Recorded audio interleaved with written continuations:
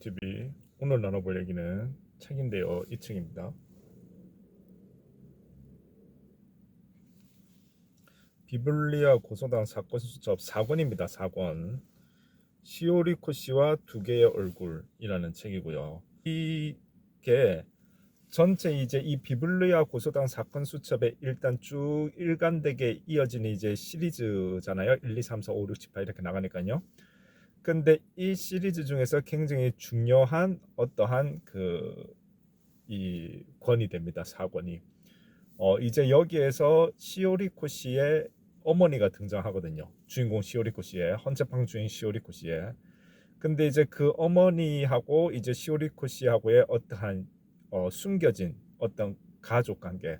어머니는 한 10년 동안 이 딸들과 어떠한 교류 없이 먼 곳에 떠나 있다가 갑자기 나타나게 되고 그것 때문에 오히려 시오리코 씨는 사실상 어머니에 대한 어떠한 반감을 좀 표출하게 되는 그러한 긴장감이 들어가 있는 그러한 포인트가 되거든요. 비블리아 고소당 사건 수첩이라는 이 시리즈는 이전에 제가 뭐 1, 2, 3권 리뷰할 때도 말씀드렸고 제목에서도 일단은 충분히 짐작이 가능하지만 사건 수첩이 되다 보니까 이게 약간 잔잔한 어떠한 추리물 같은 거거든요. 책과 관련된 어떠한 미스터리, 다시 말해서 추리 소설이라고 해서 꼭 어떤 살인 사건이 일어나고 어떤 엄청난 보석에 대한 도둑질이 일어나고 뭐 이런 것이 아니라 그냥 이제 쉽게 얘기해서 그 어떤 이 헌책방 고서점에서의 어떠한 이 여러 가지 책들과 관련된 어떤 누군가의 사연을 이 시오리코 헌책방을 운영하는 이 시오리코와 그 다음에 이제 그 남자 주인공 시오리코의 조수로 있는 갑자기 이름이 기억이 안 나는데 어쨌든 그 친구가 이제 주인공이 되어서 쉽게 얘기하면 셜록 홈즈 시리즈로 따진다면 이 시오리코 씨가 홈즈고 그 같이 있는 그 이제 왓슨의 역할을 이 이제 다이스케라고 하는 남자가 이제 왓슨의 역할을 하는 그러한 느낌이거든요. 근데 이제 사실상 이전에 제가 비블리아 고소당 사건 수첩 리뷰를 할 때도 얘기했는지 모르겠지만 근데 이제 지금 이런 얘기를 살짝 다시 언급하는 이유는 어쨌든 이 4권 리뷰부터 이제 또 리뷰가 원활하게 되기 위해서 기억을 환기시켜 보고자 한다면 시오리코 씨는 어쨌든 책 관련 지식은 굉장히 이제 빠삭한데 사실 기본 성격은 굉장히 소심해서 다른 사람 앞에서 책 이야기를 할 때를 제외하고는 말도 쉽게 못 꺼내는 그러한 캐릭터이고요. 다이스케는 사실상으로는 책을 읽으면은 글이 잘 읽히지 않는 난독증이 있는 그러한 캐릭터인데 어쩌다 저쩌다 보니 이제 헌책방에서 아르바이트를 하게 되다가 점점 시오리코 씨와 함께 책의 미스터리를 풀어나가는 셜록 홈즈 시리즈에서의 왓슨과 같은 역할을 하게 되는 그러한 형태가 될 거고요. 이제 시오리코 여자, 다이스케 남자. 근데 어쨌든 이 4권부터는 엄마가 등장함으로써 몰랐던 시오리코 씨의 가정사가 이제 조금 나오는 그런 형태가 돼요. 근데 이제 시오리코 씨의 동생도 있는데요. 동생은 엄마한테 훨씬 더 우호적이고, 근데 시오리코 씨는 아직은 어릴 적 자기를 버렸다고 생각되는 그 엄마의 등장이 달갑지만은 않지요.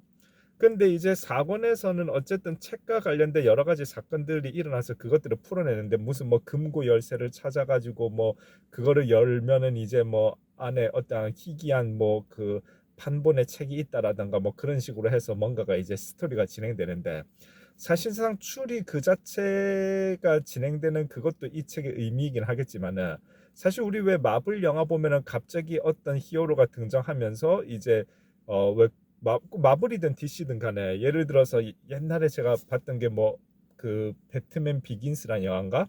그거 보면은 영화 끝에 말미에 어떤 트럼프 카드에 조커가 놓여 있음으로써 다음 회차에 이제 배트맨과 조커의 대결이 이제 펼쳐질 거다라고 하는 그러한 어떠한 암시를 주는 것들이 있잖아요.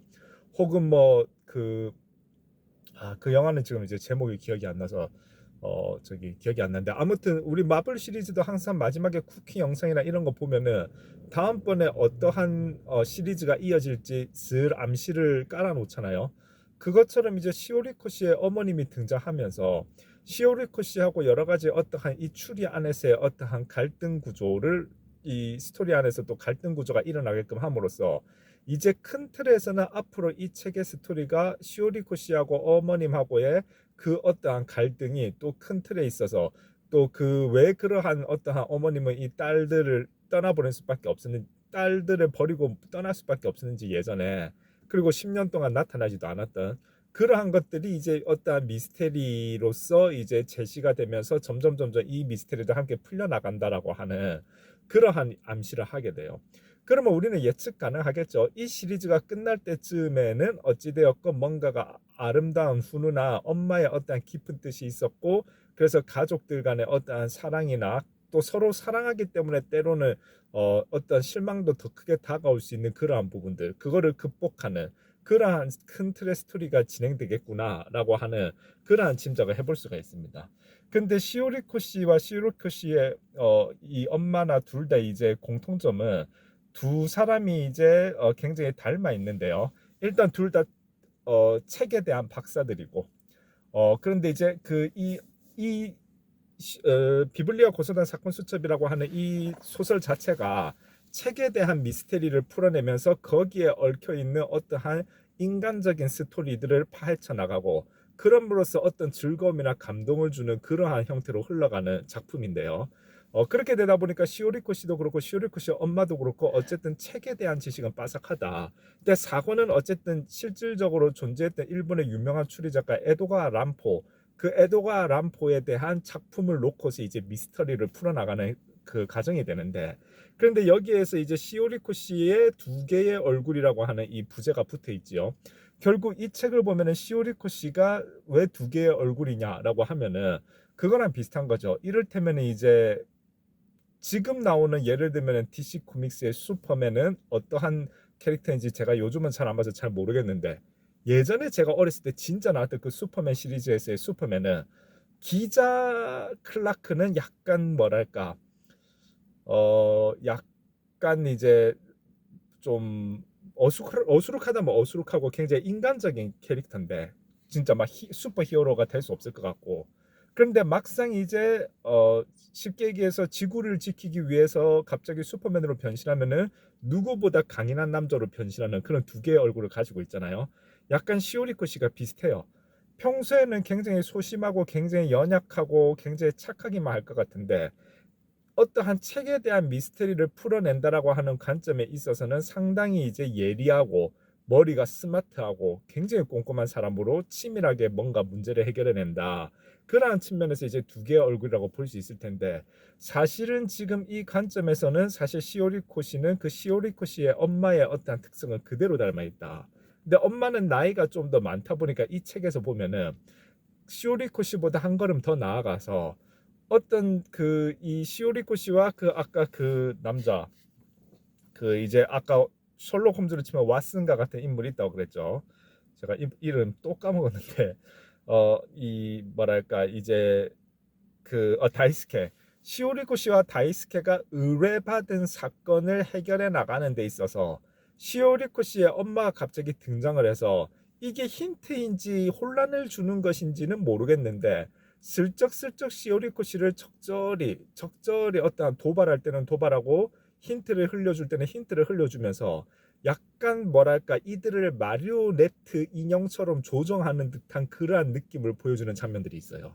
근데 이게 너무 교묘해서 엄마가 대단히 강요를 해서 시오리코 씨가 그렇게 움직이는 것이 아니라 시오리코 씨는 그 10년 만에 나타난 엄마가 마음에 들지 않아서 굉장히 이제 불편한 감정을 갖고 있는데, 오히려 그러한 감정까지 잘 자극해서 시오리코 씨가 그 엄마의 뜻대로 움직이게끔 하게 만드는 그러한 느낌을 들게 한다. 근데 역시 엄마니까 그게 시오리코 씨를 나쁘게 하는 것이 아니라 시오리코 씨가 해결하고자 하는 어떠한 해결의 한 걸음 더 다가갈 수 있게끔 궁극적으로는 그러한 형태의 어떠한 역할을 해주는 이른바 약간 츤데레 느낌이죠.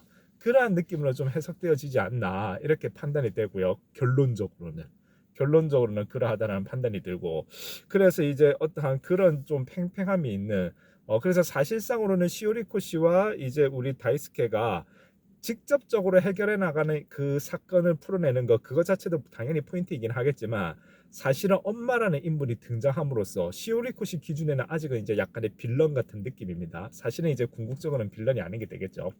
그런 엄마가 등장함으로써 시오리코시 자체가 갖고 있는 그 가정사가 이제 슬쩍슬쩍 파헤쳐지는 그럼으로써 뭔가가 이제 새로운 어떠한 큰 줄기의 스토리가 이제 시작이 되겠구나. 이 스토리가 좀 더 확장이 되겠구나 하는 것의 첫 시작점이 바로 비블리아 고소당 사건 수첩 4권이 됩니다.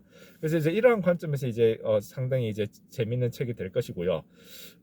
저기 발췌한 거 살짝 읽어보고 마무리를 하도록 하죠. 근데 발췌한 거를 어떤 거를 읽을까 하면은 이게 포인트가 되구나. 그 저기 사실상 또 이 사건이 의미가 있는 게 다이스케가 이제 시오리코한테 고백하는 장면이 나와요. 이제 자기 마음을 그 부분 한번 해볼게요. 읽고 마무리하겠습니다. 다이스케 씨 듣고 있어요? 시오리코 씨가 고개를 갸웃거리며 내 얼굴을 들여다보았다. 지팡이 때문인지 자세가 위태로워 보였다. 시오리코는 그 1권에서 보면 무슨 일 때문에 사건 해결하다가 다리를 다쳐서 지팡이를 짚고 다닙니다. 미안해요. 뭐라고 했는데요? 다이스케가 이야기를 했고 그러니까 시오리코가 또 얘기하는 거예요. 또 오자고요. 한 번 더 말하는 건 쑥스러웠는지 그녀는 고개를 숙인 채 발그레 뺨을 붉혔다. 술 기운은 조금 깬 것 같았지만 우리는 맞잡은 손을 놓지 않았다. 나도 그렇게 생각했어요. 손바닥의 온기를 느끼며 나는 생각에 잠겼다. 항상 손 닿는 거리에 이 손이 있을 거란 법은 없다. 내 마음을 제대로 전해야 한다. 시오리코 씨, 나는 산책로에 있는 조그만 철교에서 걸음을 멈췄다. 바람 한 점 없는 평온한 봄날 밤이었다. 나하고 사귀어 주세요. 수수께끼를 푸는 그녀만큼 유창하지는 않았지만 그래도 내 나름대로는 막힘없이 말했다고 생각한다.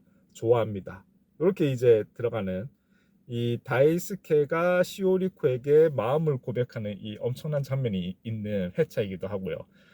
그래서 이 어쨌든 비블리아 고소당 사건 수천 사건은 아까 제가 말씀드린 그러한 의의가 있는 작품이 될 것이고 비블리아 사건 세계관의 학자 그리고 비블리아 고소당 사건 수첩 이 책 시리즈 자체는 어쨌든 추리 소설이라고 해서 너무 골치 아픈 것보다는 이 어떠한 잔잔한 느낌 속에서 아기자기한 추리